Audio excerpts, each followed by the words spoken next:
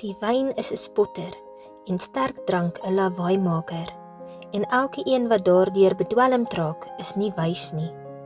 Die dreiging van die koning is soos die gebrom van 'n jong leeu, wie hom vertoren, verbeur sy lewe. Dit is 'n eer vir 'n man om van twis weg te bly, maar elke sot breek los. In die herfs ploeg die luiaard nie, en verlang hy iets in die oestyd, dan is daar niks nie. Die raad in die hart van 'n man mag diep waters wees, 'n man van verstand sal dit tog uitskep. Baie mense roem hulle eie welwillendheid, maar wie vind 'n betroubare man? Wie in sy regskapendheid wandel as 'n regverdige, gelukkig is sy kinders na hom.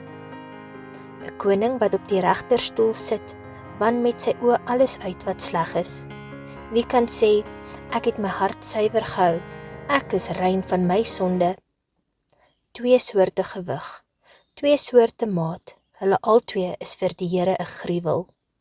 Die seun laat hom alreeds aan sy handelinge ken, of sy handelswyse suiwer en of dit reg is. 'n oor wat hoor, 'n oog wat sien, die Here het hulle albei gemaak. Moenie die slaap lief hê, sodat jy arm word nie. Maak jou oë oop, dat jy jou met brood kan versadig.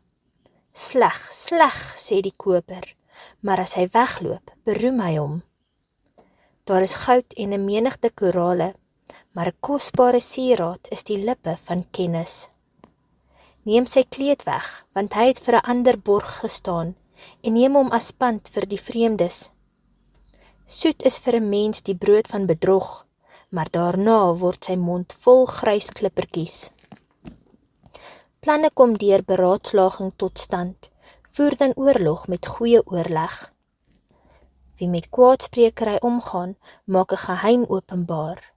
Laat jou dus nie in met een wat sy lippe laat oopstaan nie. Wie sy vader of sy moeder vloek, sy lamp gaan in pikdonker dood. 'n Besit wat by die begin haastig bymekaar geskraap is, die einde daarvan sal tog nie geseënd wees nie. Moenie sê, ek wil die kwaad vergelde nie. Wag op die Here, dat hy jou help.